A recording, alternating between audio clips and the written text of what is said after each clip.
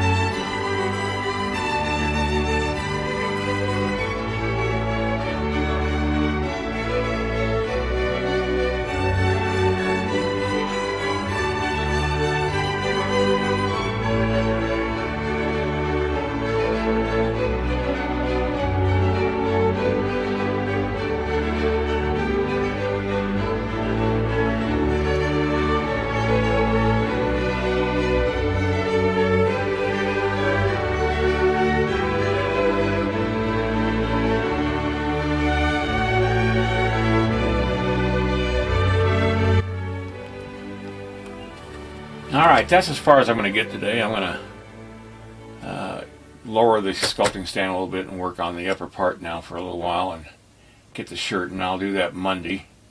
I think it's best to get away from something, especially when I'm getting so emotional with it right now. It's best to stand back and make sure I'm not getting too emotional where I'm doing too much. And I don't want to screw up the story. So that's where I'm at now. It's going to be called, let's see, I better put his arms back on. We don't want him going through the weekend without arms.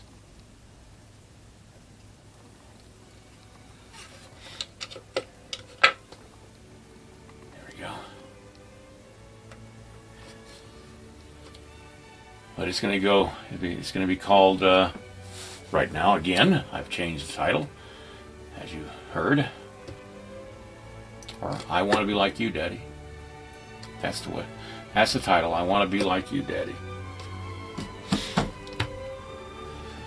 Little Baggy Pants. That'd be a good title too, but I think there was a Shirley Temple movie called that. All right, that's it for the weekend. I hope you guys have a great weekend. And if you're interested in seeing my artwork and seeing what it sells for, how much it sells for, go to the description down below of this video and you'll find a link to my new gallery online. All right, that's it.